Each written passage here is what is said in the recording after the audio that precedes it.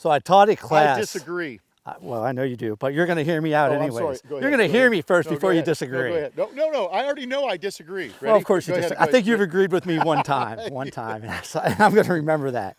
But I taught a class a couple months ago, and we started doing these bounding exercise with ARs. And anytime this guy was doing magazine changes, he would bring that AR up and click and load another round, work that charging handle and click. And he was just having magazine issues the entire day.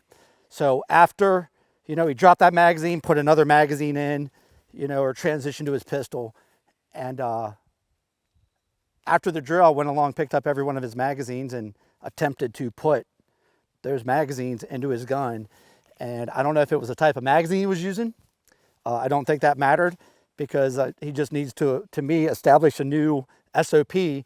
But every one of the magazines he was loading, I unloaded them, and he had 30 rounds in every magazine.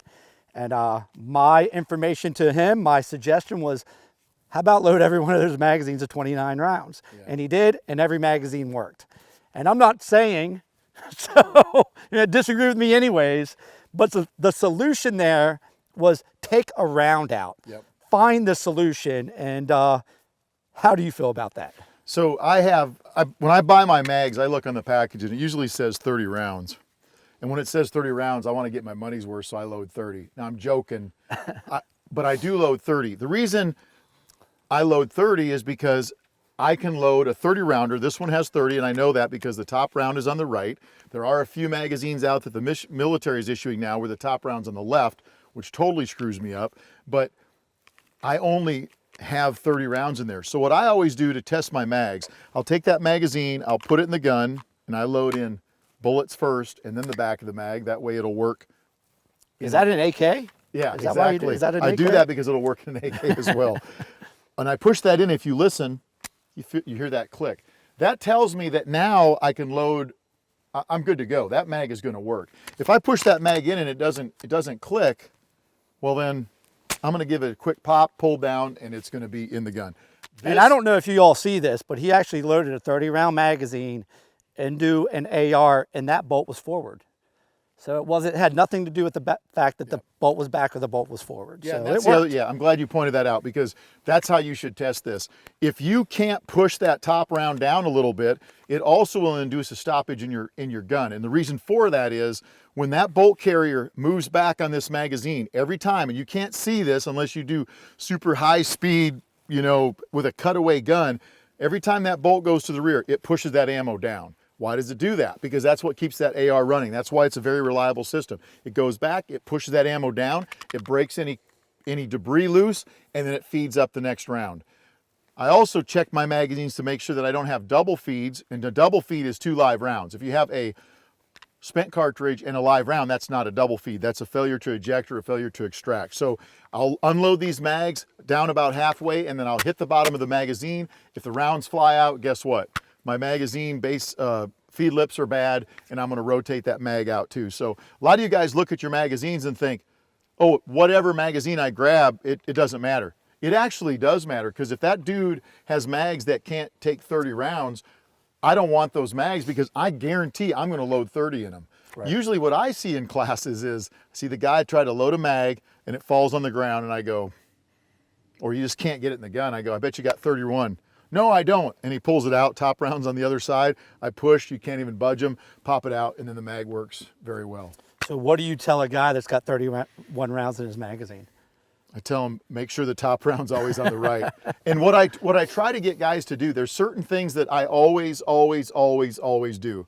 And one of those is when I load a magazine like this, I always pop it to seat all the rounds to the rear, which normally is not super important, but with some guns it is. Then I tell them to take that top round, it should be on the right, and I push down to make sure there's a little bit of space. If there's no give, take a round out. I don't care what magazine you got, there's got to be a little bit of give there. The other thing I do too, and you didn't ask about this, but I'm going to say it anyway. One of my pet peeves is when a guy, and I taught this to some Rangers, and I saw it kind of bite us later. The guys were shooting their mags dry, and whenever they took a dry mag out, they put it in a mag pouch. And I don't want that to happen to anybody. I don't want anybody to load a empty magazine into their gun in a gunfight. And that's Now that becomes conditioned, so it's they're relying on that terrible, instead man. of getting their gun up So as the quickly as choice possible. you have is, I don't mind if you put it in some place that you're not going to go to. So for me, that might be my back pocket. It might be in my dump pouch. I don't care where you put it, but don't put it back where it's going to be a magazine that you pull out. If it has a few rounds in it, then that might be a real way to do it. But if it's an empty magazine, one of my pet peeves is do not put it back in a mag pouch. And what I try to do is, if I've got a place to put them, I put them somewhere other than my mag pouches. When I'm on the range and I clean up my mags, they don't go back in my pouches. They go in my dump pouch. So there you go. I disagree. I'm just kidding.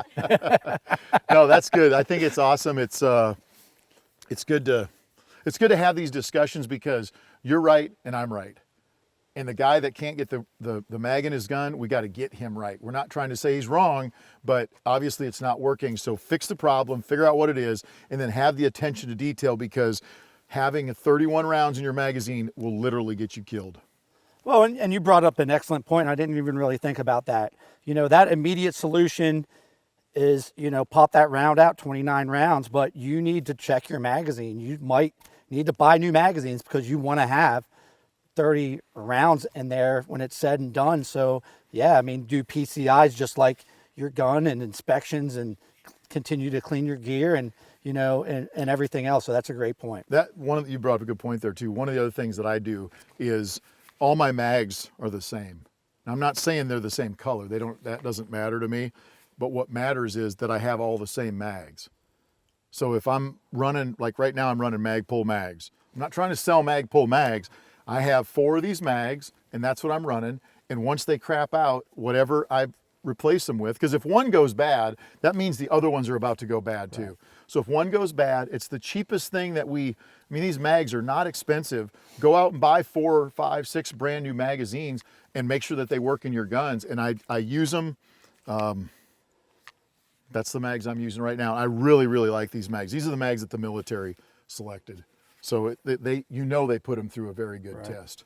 So we get the question about aluminum versus plastic. These mags have not broken. I've seen some plastic mags break, but I've had very good luck with the Magpul ones. So. Yeah, great points. Good stuff. All right, well, it's good seeing you guys. And yeah, once again, we disagree, and that's awesome. Well, we agree that we disagree. So That's right. that's a start. We're heading in the right direction. So that's a great video, great information, great content. And if you're interested in more great content, check out ZERTNation.com. Mr. X out. Mr. Y, I'm out of here. We're out of here.